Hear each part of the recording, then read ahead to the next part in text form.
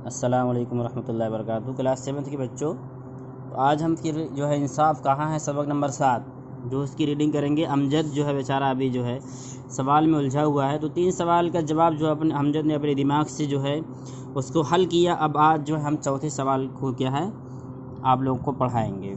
तो यहाँ से चौथे सवाल की रीडिंग आज जो है इंशा होगी। तो चलिए देखते हैं चौथा सवाल क्या है। बिस्मिल्लाहिर्रहमानिर्रहीम। चौथे सवाल में ये पूछा गया था कि एक शख्स ने एक भैंस 20 रुपये में फ़रोख्त की और उसे 10% नुकसान हुआ।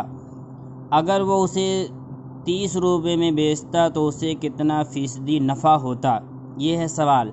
अमजद ने इसका मंदरजा झेल जवाब दिया। आजकल जब एक अच्छी बकरी भी 20 रुपये में फ़रोख्त नहीं की जाती, ये फ़र्ज़ कर लेना कि भैंस इतने रुपये में बेची गई क़यास और अक़ल के ख़िलाफ़ है।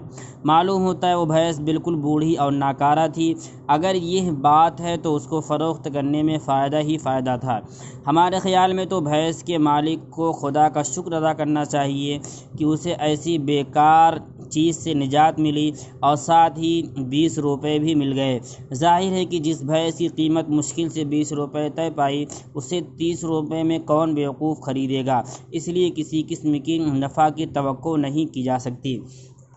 तो मेरे मोहतरम बच्चों, ये है अमजद का दिमाग और अमजद के सवाल का जवाब। आपको अब अमजद से जो है हमें ये कहना चाहिए कि आपको इतनी दिमाग लगाने की क्या ज़रूरत थी। जो सवाल किया गया है आपको उसका जवाब देना था। अब आपके दिमाग में ये बात क्यों आ रही कि वो बूढ़ी है, नाकारा है, कैसी है, ऐसी है, वैसी है। ये सब सवाल नहीं पूछे गए थे, बल्कि आपको क्या है सवाल का जवाब देना था, समझे। तो अमजद ने अपने दिमाग से सवाल का जवाब दे दिया। उसको ऐसा लग रहा था कि मैं क्या है पूरे सवाल का जवाब क्या है एकदम जो है दुरुस्त दिया हूँ, लेकिन हकीकत में सारे सवाल के जवाब क्या है एकदम गलत थे। एक और सवाल था। एक बंदर एक बांस पर चढ़ते वक्त 1 मिनट में 3 फीट ऊपर चढ़ता है तो 1 फीट फिसल कर फिर नीचे आ जाता है।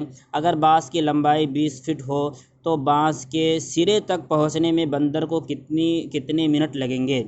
जी, एक बंदर क्या एक बांस चढ़ते वक्त क्या है 1 मिनट में 3 फीट ऊपर चढ़ता है और 1 फीट फिसल कर फिर नीचे आ जाता है, यानी 3 फीट जाता है लेकिन 1 फीट नीचे आ जाता है तो 2 फीट जाता है। और अगर बांस की लंबाई 20 फीट है तो बताइए बांस के सिरे तक पहुंचने में बंदर को कितने मिनट लगेंगे। अब ये सवाल है। अमजद ने जवाब देते हुए लिखा, मालूम होता है कि आम बंदरों की तरह यह बंदर भी बड़ा शरारती है।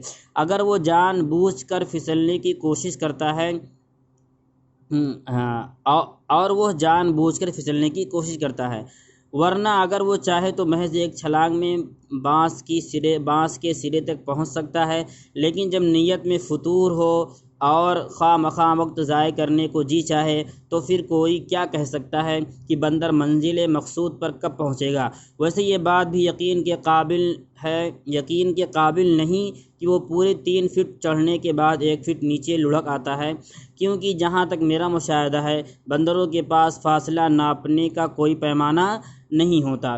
तो ये जो है सवाल का जवाब अमजद ने किस तरह हल किया कि लगता है कि वो बंदर भी बड़ा शरारती है। अगर बंदर चाहता तो एक ही छलांग में क्या है 20 फीट जो है ऊपर पहुंच जाता। लेकिन अगर किसी की नीयत में फतूर हो तो भाई कोई कैसे बता सकता है कि वो कितने मिनट में पहुंचेगा, समझे। जब वो शरारती है तो एक फीट में जो है तीन फीट एक मरतबा में 3 फीट जाता है। क्या पता जो शरारत करने की वजह से एक मरतबा 1 ही फीट जाए। इस हिसाब से क्या है कोई बता नहीं सकता। और दूसरी बात ये कि उसके पास जो कोई कैसे ये कह सकता है कि 3 ही फीट जा रहा है, उसके पास तो नापने का कोई आला भी नहीं है, समझे। तो ये अमजद के सवाल का क्या है जवाब था। तो फिर इंशाअल्लाह अगले वीडियो में जो है आप लोगों को आखिर तक जो है पढ़ाया जाएगा।